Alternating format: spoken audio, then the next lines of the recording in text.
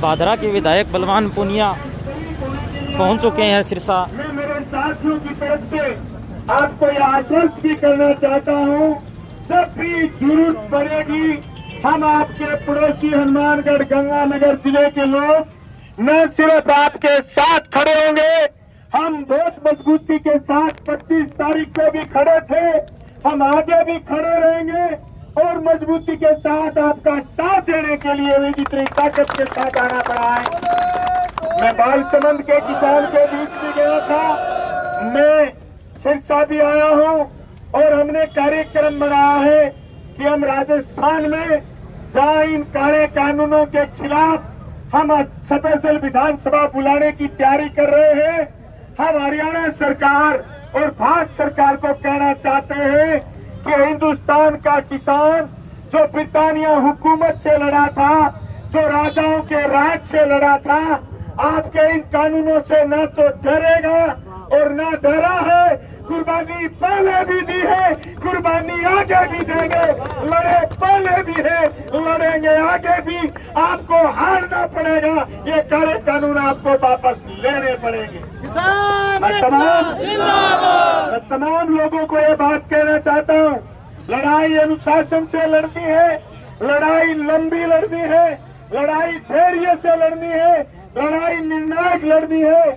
ये संघर्ष सिर्फ सिरसा के किसान का नहीं है, ये संघर्ष सिर्फ हरियाणा के किसान का नहीं है, ये हिंदुस्तान के किसान का है। और मैं इससे बड़ी बात तो कहूँ, दुनिया भर की मेहनत का जनता, किसान और मजदूर का संघर्ष है। विश्व बैंक के दबाव में और ट्रम्प मोशा के दबाव में ये कानून जो मोदी लेकर के आया है, ये ट्रम्प को खुश करना चाहता है, उसकी अमेरिका की नीतियों को, विश्व बैंक की नीतियों को खुश करना चाहता है। इसलिए इन कानूनों का विरोध करना बहुत लाजमी है। मैं आपको इस्तकबाल करना चाहता हूं, मैं आपको धन्यवाद करना चाहता हूं। आप वो अच्छे लोग हैं, आप वो अगवा लोग हैं हिंदुस्तान के किसानों के, वो महान लोग हैं जो सबसे पहले कतार में लड़ने के लिए, सरकार को झुकाने के लिए आए।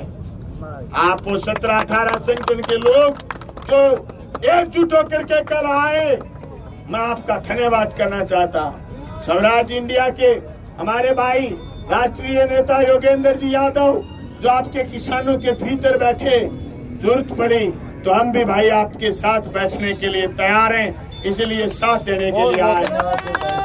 साथियों,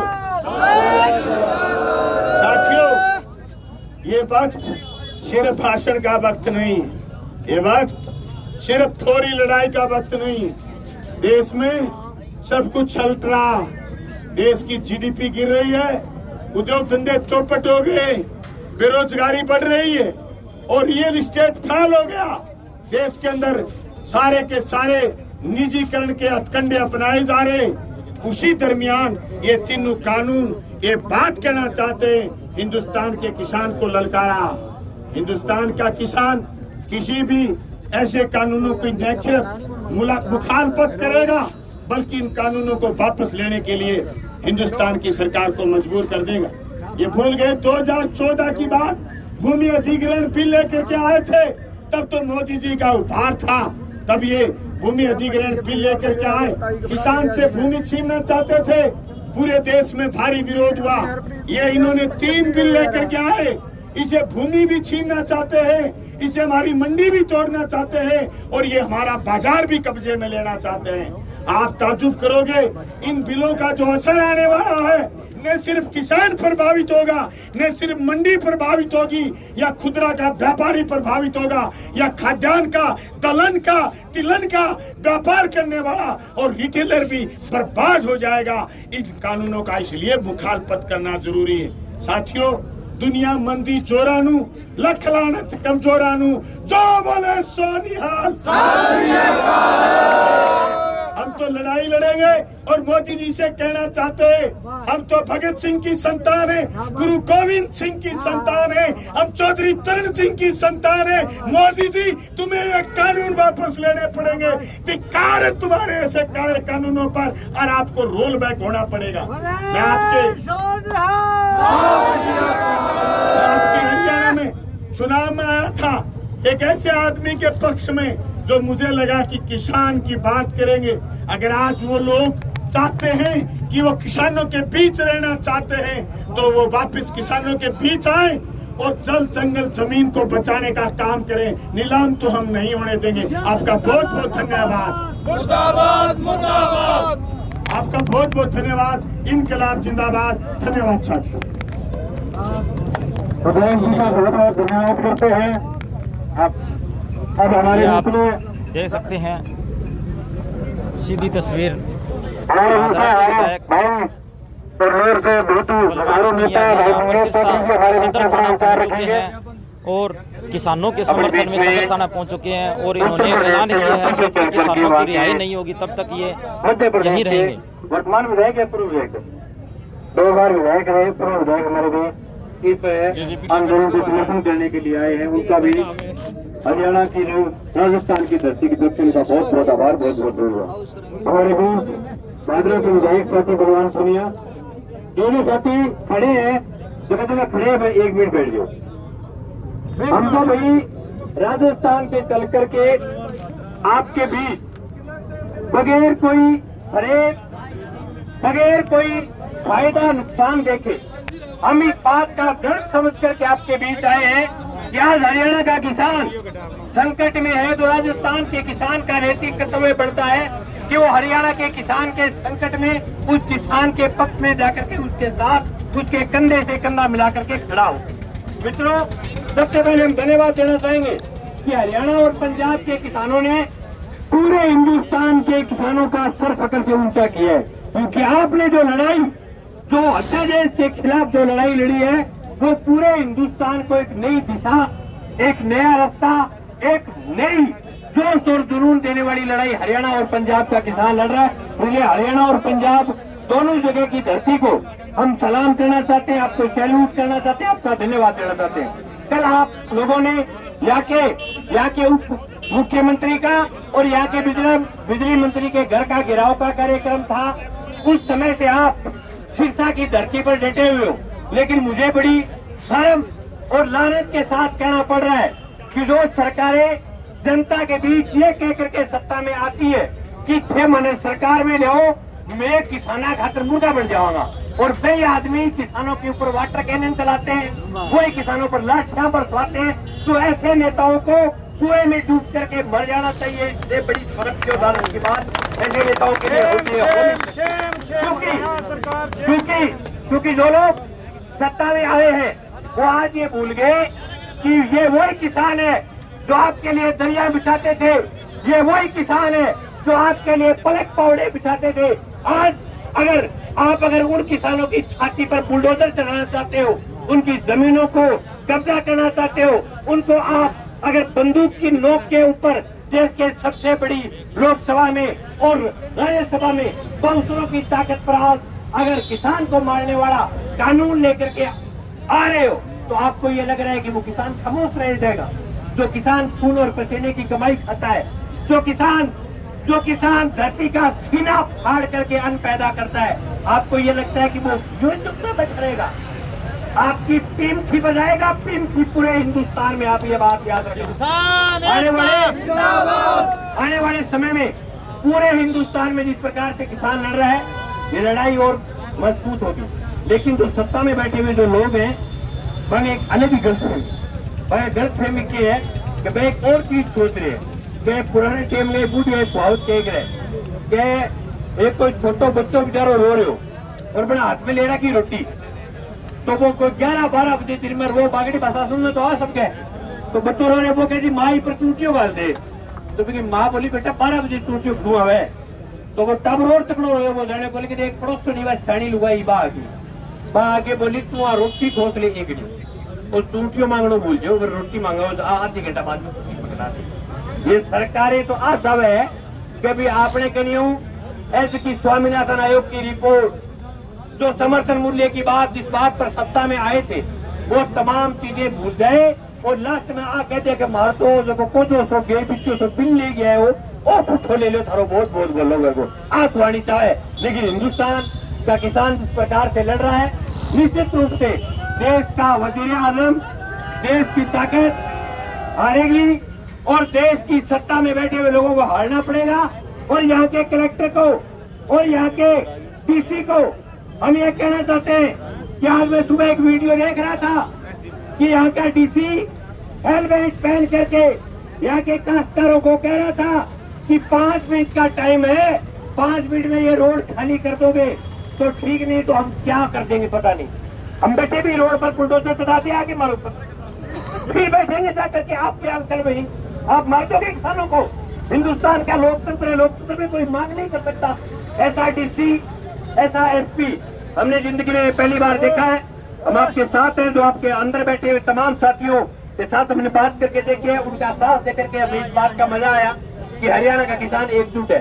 वो साथी योगेंद्र जी कह रहे थे कि जब तक सबको नहीं छोड़ते हम एक भी आदमी हिलेंगे नहीं। इस प्रकार की अगर हम एकता रखेंगे, इस प्रकार की एकजुटता के साथ रहेंगे तो निश्चित रूप से जीत होगी। शेर आजम सरदार भगत सिंह जब हिंदुस्तान की आजादी के लिए फांसी के फंदे पर चूमे थे तो भगत सिंह एक बात कह करके गए थे कि मेरा हिंदुस्तान आजाद हो जाएगा, लेकिन आजादी के बाद हिंदुस्तान में गोरों की जगह काले अंग्रेज राज करेंगे। और आज हिंदुस्तान में वो का वो हो रहा है, गोरों की जगह काले अंग्रेज राज कर रहे हैं। लेकिन जिस प्रकार अत्यादेश के खिलाफ भगत सिंह लड़ा था उस जमाने में, उस प्रकार से आज के नौजवानों को, आज के किसान को इस अध्यादेश के खिलाफ लड़ना पड़ेगा। ये तय बात है कि ये सरकार ने हजारों दफा, इस बीजेपी की सरकार ने हजारों दफा थूक करके चाटा है और आज फिर कह रहे हैं कि ये फिर इस बिल को थूक करके चाटेगी। और मुझे ये कहने में कतई गुरेज नहीं कि जो नेताजी जिनके कोठियों के आगे बड़े बड़े बंकर लगा रखे हैं, जिनके आगे बड़ी बड़ी तोपें खड़ी कर रखी है, और वो तोपों के पीछे कोरोना की आड़ में जो छुपे हुए हैं, हम कहना चाहते हैं नेताजी जब जनता आती है तो न तोप बचती, न आपका क्वारंटाइन बचता, न कोरोना बचता। आपने सुना होगा कि जनता से बड़ा कुछ नहीं, ये तोपें यही रह जाएगी, ये जमाना चला जाएगा। थारो पंच को नहीं जीते वो हरियाणा में ढूंढने ही, ये भूल जाऊंगा कि मारो पंच तो। इसलिए चाहे पंजाब की बादल की सरकार में बादल के हरसिमरत कौर बादल जो केंद्र में मंत्री थी, उन्होंने अपना पद त्याग करके किसानों के बीच आकर के बैठ गए। उनका चाहे कोई रवैया रहा, इससे पहले सरकार के साथ उनका कोई गठबंधन था, लेकिन आज किसानों के साथ आकर के बैठ गए। अब भी आपके पास मौका है, आप माननीय खट्टर साहब को जाएं, खट्टर साहब के पास जाकर के इस्तीफा लिख करके दें और क्या कि हमारी तो गलती होगी कि मैं थारे आगे चिप गया, कल तो रोंग नंबर डायल कर दिया। अब फिर किसान तो मोटे दिल को वैसी बहुत बड़ा दिल होता है किसान का। अब फिर आप अगर वो छोड़ करके जगह ची ची करना चाहो करना में सार कर जगह सुगड़ो काम छोड़ के छुट्टा या मरने तेरिया आगे बैठना चाहो तो अब भी आपका स्वागत है। लेकिन सेब है ऊपर बजा के आना मानो तो काश्तकार नहीं आने देगा आपके पीछे। ऊपरों से नफरत है काश्तकारों को, ऊपरों से राजनीति नहीं चलती, राजनीति किसान से चलती है। हमें फक्र है कि हम राजस्थान के किसान हैं, लेकिन पूरे देश का किसान चौधरी देवीलाल का नाम बड़ा फक्र से लेता है। लेकिन आज अगर देवीलाल की ही तीसरी पीढ़ी आज अगर किसान के खिलाफ खड़ी हो तो बहुत ही शर्म की और लानत की बात है। ऐसे लोगों को टुल्लू भर पानी में डूब करके मर जाना चाहिए। ये पद आते रहते हैं, जाते रहते हैं। बहुत सारे पदों के लोगों ने ठोकरें मारी है, बहुत सारे पद लोगों ने छोड़े, जिन्होंने पद छोड़े उनको जनता ने पद दिए, और जो पदों के लिए लंबे पिछ गए उनको जनता ने ठीक किया है। मुझे उम्मीद है कि हरियाणा का किसान बिलों को भी वापस करवाएगा, और जो घमंडी लोग हैं जिनको ताकत इसी किसान ने दी, जिनको ये लगता है कि हम तो राजाओं की जो अपने कोठड़ी में जन्मे थे, हम तो राजघरानों में जन्मे हैं, हमारा तो जन्म ही एमपी और एमएलए बनने के लिए हुआ है, उनको भी जनता ठीक करेगी। दोनों काम हरियाणा की जनता करेगी। आपने हमें ध्यान से सुना, आपका बहुत बहुत आभार। एक बात और कहना चाहते हैं, हमारे राजस्थान से विधायक भी आपके बीच बैठे हैं, साथी पलवान पुनिया। ये विधायक होने के साथ साथ अखिल भारतीय किसान सभा पूरे हिंदुस्तान के किसानों का संगठन है, उसके जॉइंट सेक्रेटरी भी है राजस्थान के। जब पीपली हरियाणा के किसान पर लाठीचार्ज हुआ तो आपके हरियाणा का एक भी विधायक उनके पक्ष में आकर के जनता के बीच नहीं बैठा। लेकिन हमारा राजस्थान का 200 में से एकमात्र विधायक राजस्थान की विधानसभा के आगे प्लास्टी मार करके बैठा था कि पीपली के किसान पर लाठीचार्ज क्यों हुआ, क्योंकि हम किसान के घर में जन्मे, इसलिए हमें इस बात का दर्द होता है। आज हम हरियाणा से नहीं, हमें यहाँ कोई राजनीति करनी है, नहीं हमें यहाँ वोट लेनी, नहीं हमारा कोई लेना देना, लेकिन हरियाणा के किसान पर जब जुल्म हो रहा था तो हमें ये लगा कि वो भी हमारे भाई मित्र दोस्त हमारे रिश्तेदार ताऊ अंकल चाचा है, इसलिए हमें चल करके जाना चाहिए। हम आपके बीच आए, हम आपकी लड़ाई में साथ हैं, हम सिर्फ आपको समर्थन देने के लिए नहीं आए। जिस दिन आपको लगे कि आपकी वोटर कमजोर है, जिस दिन आपको ये लगे कि आपको वोटर से मदद चाहिए, तो राजस्थान की सटती हुई बॉर्डर का इलाका पड़ता है हनुमानगढ़ और गंगानगर, दोनों जिले में बॉर्डर भी बख्तर बंद करेंगे, आपके साथ खड़े रहेंगे, मजबूती के साथ लड़ेंगे। बहुत बहुत धन्यवाद। किसान एकता जिंदाबाद। मनोज चौधरी जी का बहुत बहुत धन्यवाद। विधायक श्री बलवान पूनिया जी, दोनों ही बड़े भाई, और श्री विधायक बलवान पूनिया जी और मनोज चौधरी जी जमीन पर राजस्थान की विधानसभा में किसानों की आवाज को उतने बुलंद तरीके से उठाया है कि आने वाला समय वो उन्हें याद रखेगा, और उनका बहुत बहुत धन्यवाद करते हैं। और हमारे बीच में मध्य प्रदेश से 2 बार के पूर्व विधायक डॉक्टर सलिंदम जी है जी, मैं उनसे आग्रह करूंगा वो आए और अपने विचार हमारे बीच में रखें।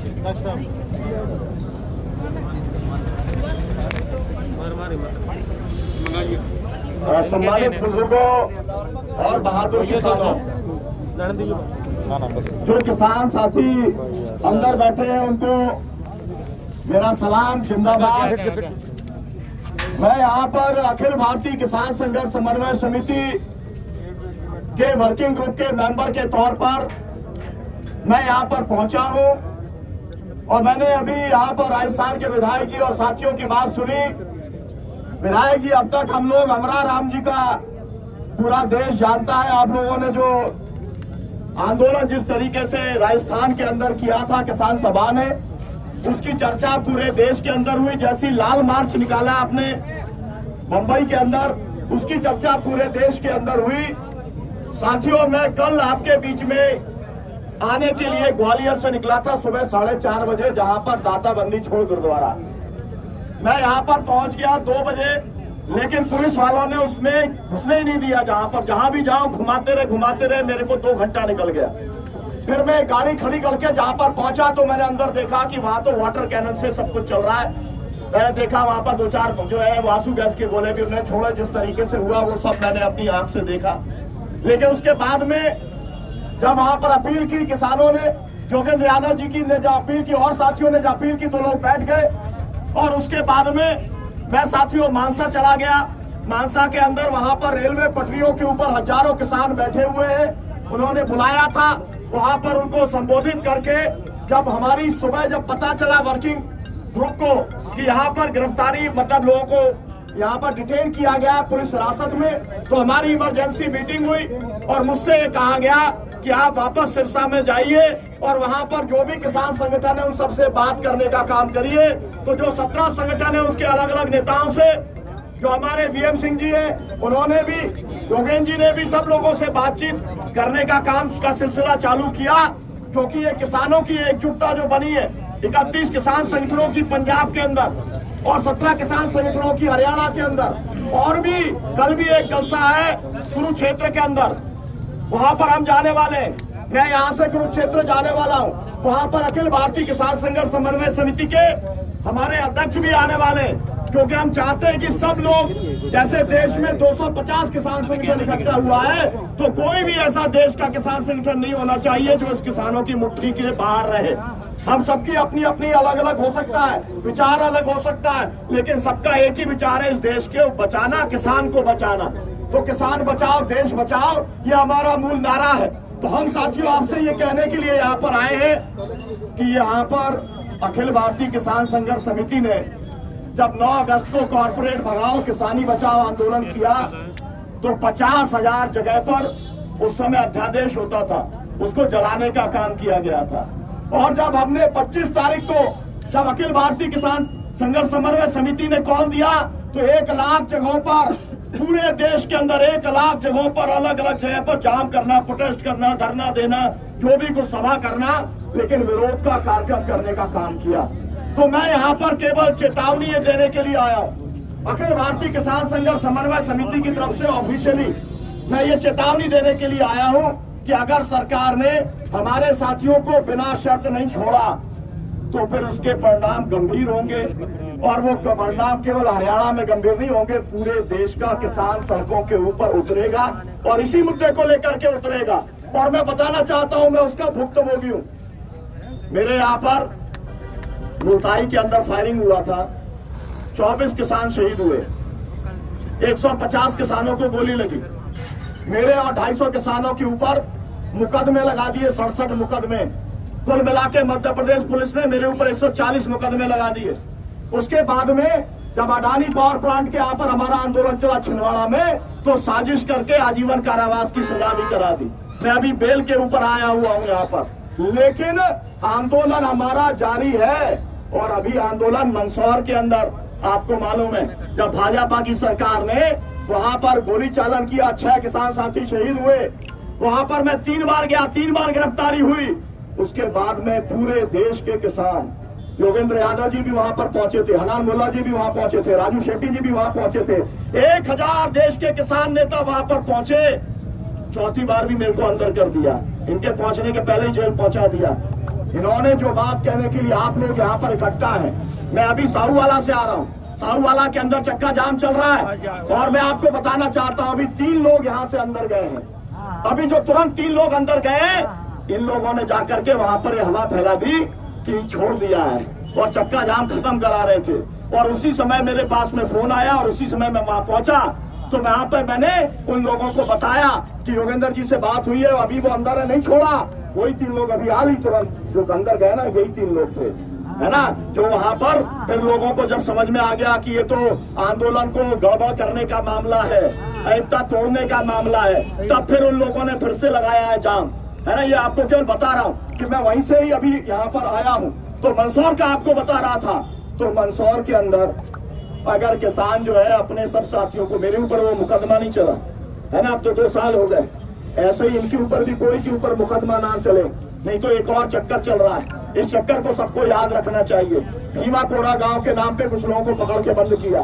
फिर आपने देखा कि दिल्ली दंगों में जो लोग दंगा करा रहे थे भाजपा के लोग, उनको छोड़ करके बाकी जेएनयू के लड़के, जामिया के लड़कियां, सब लोगों को फंसाने का काम कर रहे हैं। और अब हाथरस के अंदर जो गैंगरेप का मामला हुआ, उसके अंदर भी अब यही काम चल रहा है। जितने पॉलिटिकल पार्टी के लोग हुए वहां पर उन्होंने लाठीचार्ज किया, उन पे मुकदमे लगा लिए। 50 से ज्यादा मुकदमे वहां पर सैकड़ों राजनीतिक कार्यकर्ताओं पे लगाए हैं। सरकार को अगर ये गलतफहमी है कि मुकदमे लगाने से किसान आंदोलन रुक जाएगा, तो वो डॉक्टर सुनीलम को देख ले, आजीवन कारावास हो गया है, फिर भी यहाँ पर कोई रुकने वाला नहीं है। और ऐसे देश के अंदर सैकड़ों लोग हैं, 140 मुकदमे मेरे ऊपर चले हैं, लेकिन उससे कोई बात बनने वाली नहीं है। दमन से दुनिया में दमन से आवाज बंद नहीं हुई। इस बात को समझना चाहिए कि दुनिया की कितनी भी गोली हो, बारूद हो, उससे विचार खत्म नहीं होता।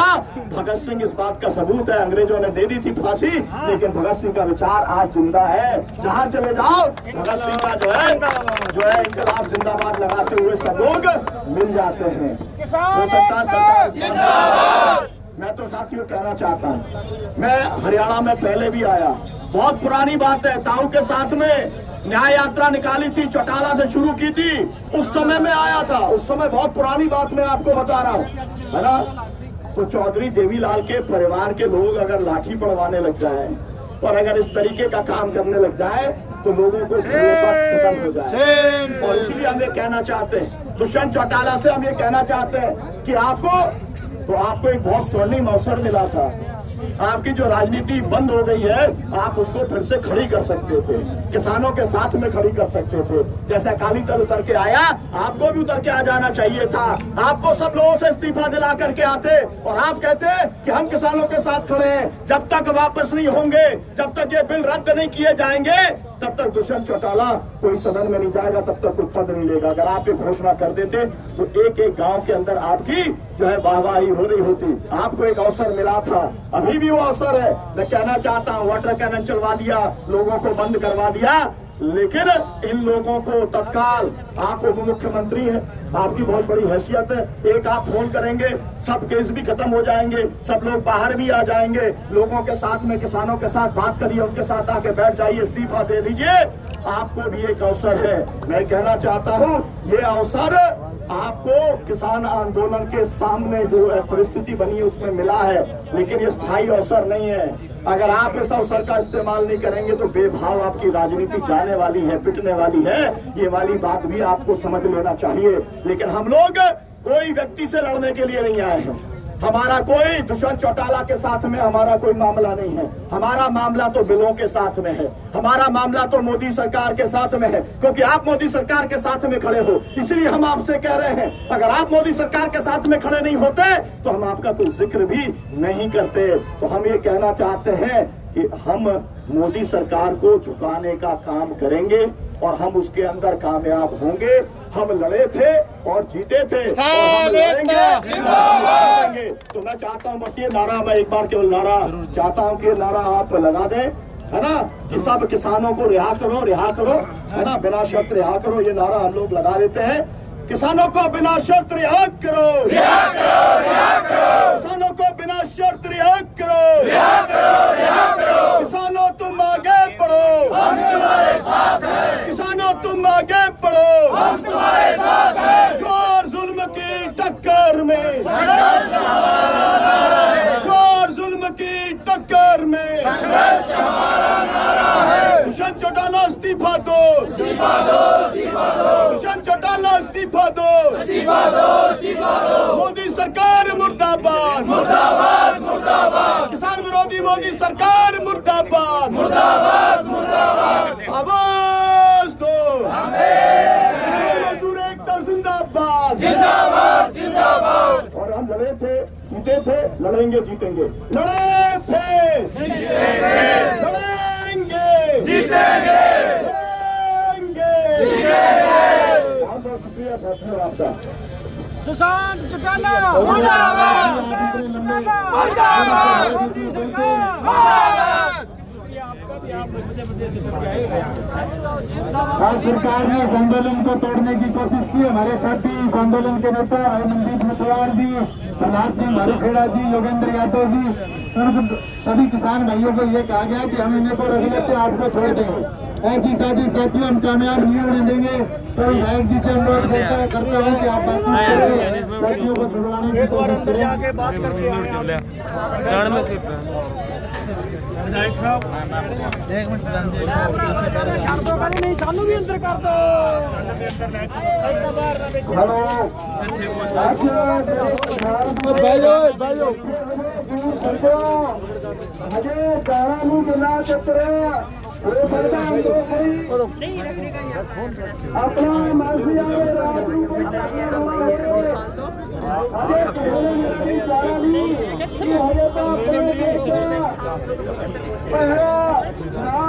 अपने समर्थन में बिल्कुल बैठी है। भी मैं बहुत बहुत धन्यवाद करता। माइक ले लो, माइक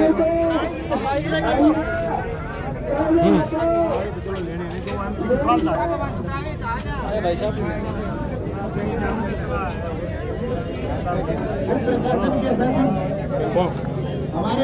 कौन है? सीओ आ रहा है क्या? CO deputy? हाँ डिप्टी। नहीं आ रहे ये प्रशासन क्यों तानाशाही रवैये पे आया हुआ है? फिर किसान का आंदोलन इसी प्रकार से प्रशासन खराब करता है। अब यहाँ पे इतने अफसर है, थोड़ी देर पहले यहाँ पर थे, आज हम इतने साथी आगे वो पहुँच नहीं रहे हैं। डीएसपी साहब, किसानों का एक प्रतिनिधि मंडल जिसका नेतृत्व भादरा से विधायक भाई बलवान पूनिया जी, हमारे मध्य प्रदेश से 3 बार विधायक रहे, क्या नाम बता? नीलम जी प्रशासन से बात करने के लिए यहाँ पर पहुंचे हैं। तो आप हमारे 4-5 सदस्यीय प्रतिनिधि मंडल से बातचीत करने के लिए उन्हें अंदर बुलाएं।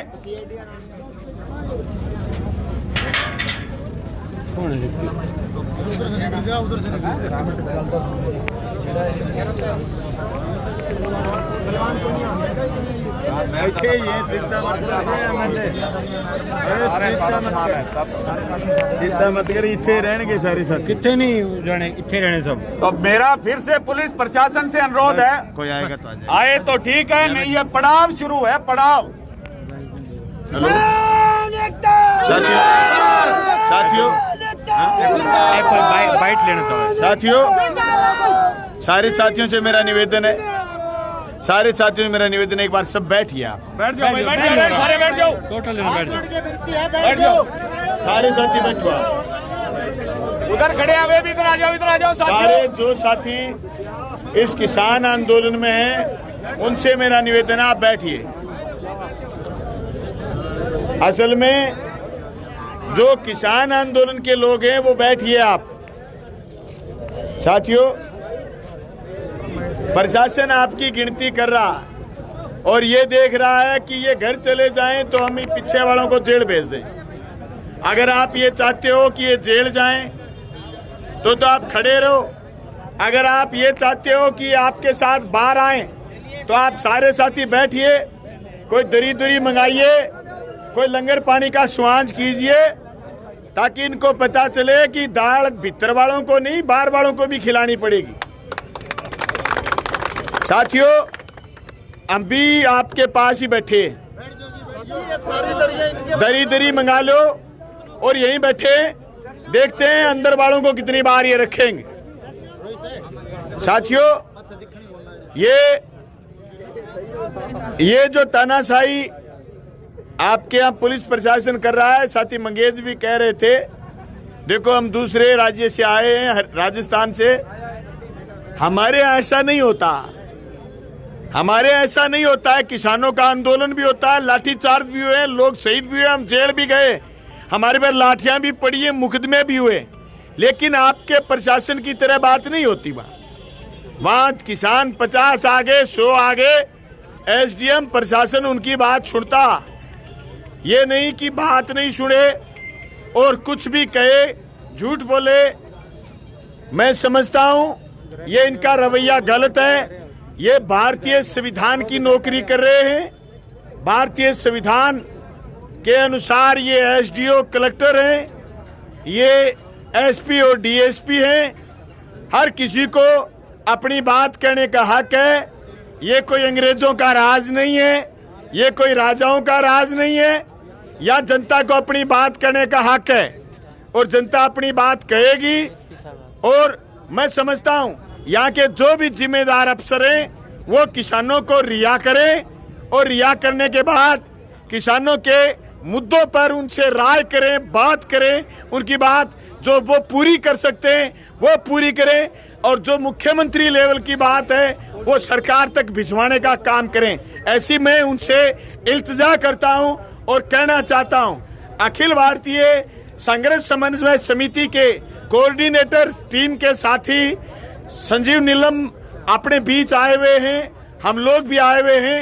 हम हमारी मांग यही दोहराना चाहते हैं कि सारे किसानों को रिहा फौरन करें और फिर इनकी वार्ता डायलॉग किया जाए।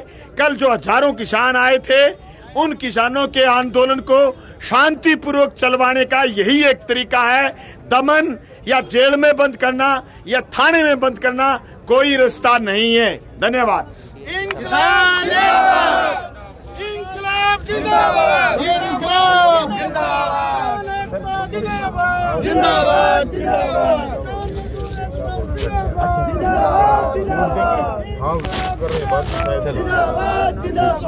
ठीक, आराम से बैठ जाओ भी, शांति से।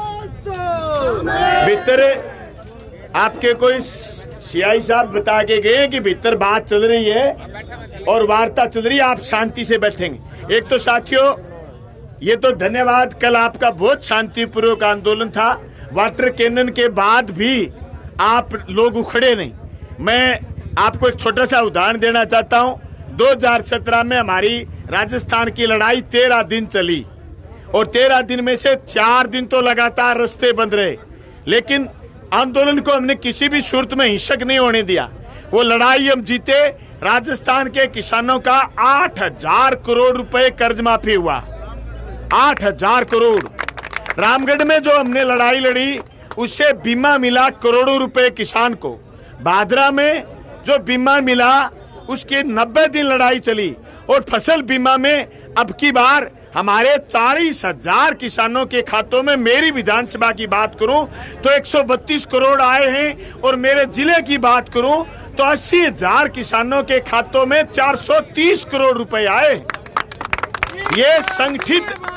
ये संगठित आंदोलन की देन है, ये सतत संघर्ष की देन है। और एक भी आंदोलन में कहीं कोई लाठीचार्ज की नौबत नहीं आई, लेकिन संख्या हजारों हजार किसान सुबह आकर के बैठ गए, रात को गए, 10 दिन बैठे रहे, 40 दिन बैठे रहे, 80 दिन बैठे रहे, लगातार लड़े।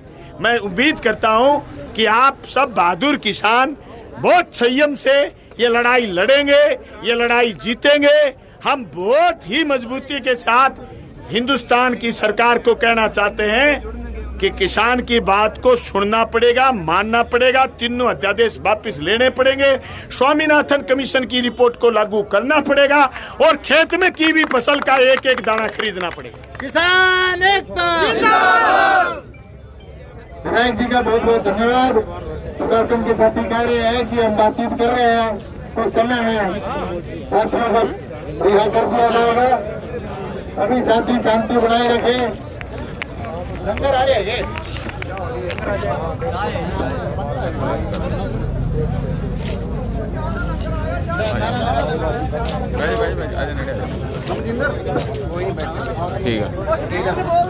किसान एकता। ਜਦੋਂ ਉਦਯੋਗਪਤੀਆਂ ਦਾ 17,000 ਕਰੋੜ ਟੈਕਸ ਮਾਫ ਹੋ ਸਕਦਾ ਹੈ ਤੇ ਉਹਨਾਂ ਦਾ 68,607 ਕਰੋੜ ਰੁਪਇਆ ਕਰਜ਼ਾ ਮਾਫ ਹੋ सकता है। इधर से सही आएगी, पीछे थाना आ जाएगा। 1,000 करोड़ कर्जा क्यों नहीं माफ हो सकता? जमींदार ने पैदा किए नरमे से सारी दुनिया सरकार के बारे में क्या बोलना चाहिए? ये जो किसानों के विरुद्ध ये 3 काले कानून लेके आई है, इसकी आवाज हम काफी दिनों से उठा रहे हैं, और जो किसान संगठन इकट्ठे हुए हैं इसकी सपोर्ट करते हैं हम। और जिन साथियों को आज जो शांतिपूर्वक धरने पे बैठे थे उनको अंदर किया गया है, उनको हम छुड़वा के हटेंगे। उनके साथ हमें जेल जाना पड़ा तो हम जेल तक उनके साथ अंदर जाएंगे। और भी जितने हमारे किसान साथी उन सबको भी हम आग्रह कर रहे हैं ज्यादा से ज्यादा संख्या में आके इस आंदोलन को कामयाब करें। और जो 3 काले कानून किसानों के खिलाफ, आड़तियों के खिलाफ और मजदूरों के खिलाफ ये सरकार लेके आई है, इसको हम पीछे करवा के हटेंगे।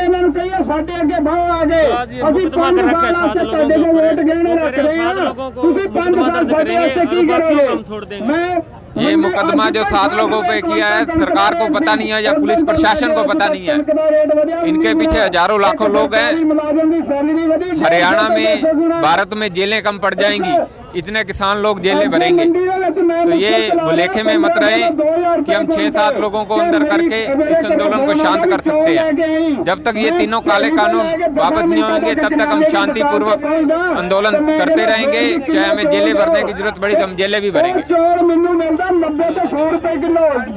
आप देख सकते हैं सीधी तस्वीर सिरसा की आवाज के माध्यम से हजारों किसान यहाँ पर इकट्ठे होने जा रहे हैं। जो किसान साथियों को गिरफ्तार किया गया था उनकी रिहाई की मांग को लेकर यहाँ पर हजारों किसान इकट्ठे होने जा रहे हैं। अब तो 500-600 की संख्या में किसान मौजूद है, लेकिन धीरे धीरे सभी किसान साथी इकट्ठे हो रहे हैं और इनकी मांग है कि किसानों को जो गिरफ्तार किया गया है उनको रिहा किया जाए।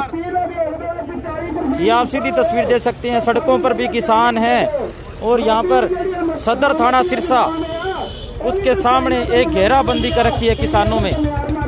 जो किसान साथी है उन्होंने घेराबंदी कर रखी है। ये आप सीधा दृश्य देख सकते हैं सिरसा की आवाज़ के माध्यम से, सिरसा की आवाज़ न्यूज़ के माध्यम से आपको मैं दृश्य दिखाना चाहता हूँ। सभी साथियों से गुजारिश है वीडियो को ज़्यादा से ज़्यादा शेयर ज़रूर करें। मैं आपको बता देना चाहता हूँ कि पूरा मामला क्या है।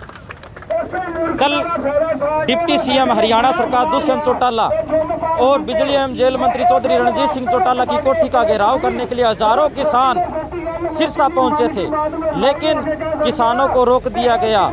और बाद में क्या हुआ, किसान रात को वहीं रुके, रात को वहीं सो गए थे कि जब तक उनको कोर्ट का घेराव या डिप्टी सीएम अपने पद से इस्तीफा नहीं देते, उनके साथ नहीं आ जाते, तब तक वो यहीं बैठे रहेंगे। लेकिन आज सुबह सुबह पुलिस ने किसानों को गिरफ्तार कर लिया। 200 से ज़्यादा किसान अंदर बैठे हैं और जिसमें से 4 मुख्य किसान जो मुख्य लीडर है, उनके ऊपर केस दर्ज करने की बात हो रही है। केस दर्ज कर दिया गया। अब किसानों की मांग है कि उन सबको रिहा किया जाए, नहीं तो सभी किसानों के ऊपर केस दर्ज किया जाए। वो अभी जेल के अंदर रहेंगे। ये कह रहे हैं कि पूरे देश की जेल के अंदर जगह नहीं रहेगी अगर सारे किसान अगर इकट्ठे होकर आ गए। तो आप ये सीधा दृश्य दे सकते हैं, सिरसा के बरनाला रोड का सीधा दृश्य मैं आपको दिखाना चाहूँगा। सभी साथियों से गुजारिश है कि वीडियो को ज़्यादा से ज़्यादा शेयर ज़रूर करें, जिससे पता लग सके। ये आप दे सकते हैं सीधा दृश्य सिरसा की आवाज़ के माध्यम से मैं आपको दिखाना चाहता हूँ।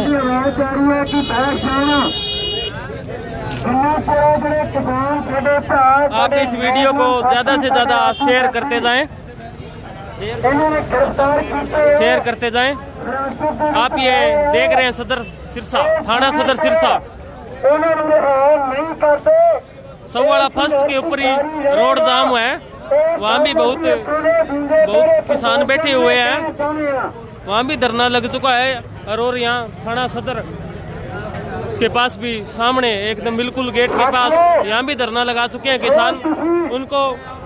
इनका ये कहना है कि हमारे जो साथी हैं 6-7 है, उन जो मुकदमा किया है वो मुकदमा वापस लिया जाए और उनको बरी किया जाए।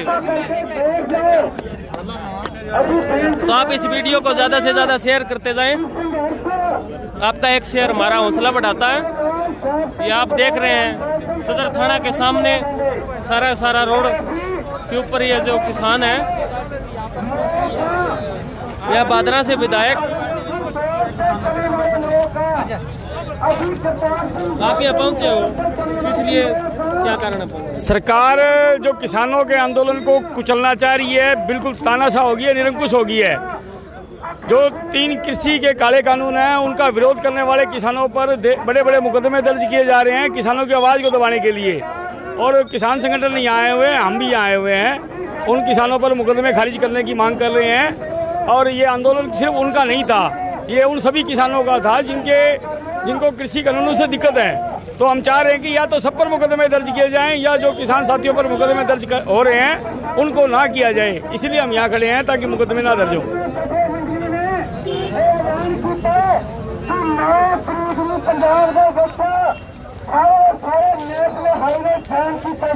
ਤੁਸੀਂ ਸਰਕਾਰ ਦੇ ਬਾਰੇ ਕੀ ਬੋਲਣਾ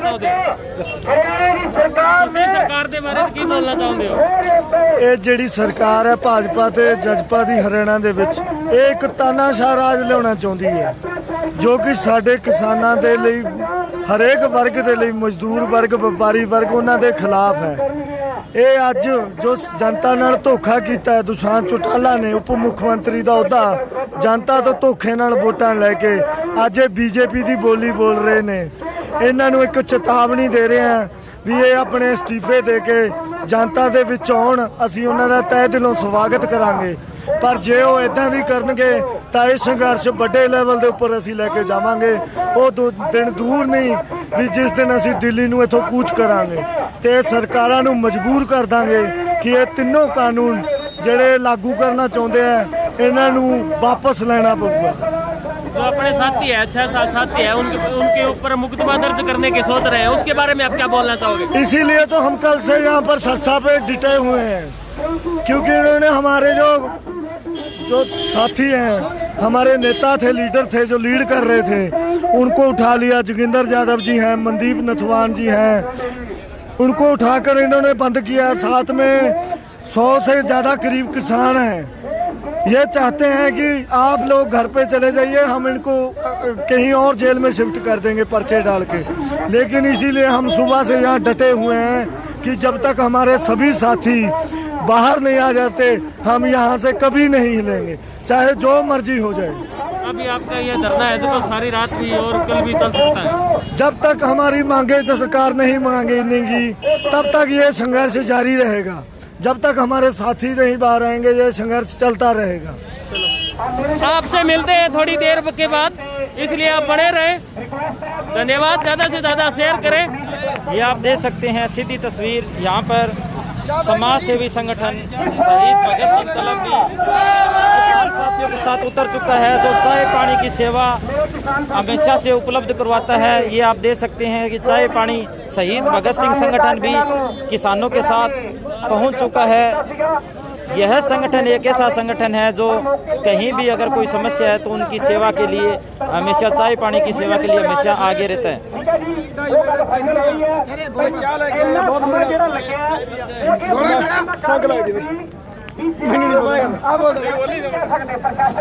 ਮੈਂ ਪਿੰਡ ਦਰਾਜ ਤੋਂ ਬੋਲਦਾ ਜੀ, ਕਣਕ ਵੱਡੀ।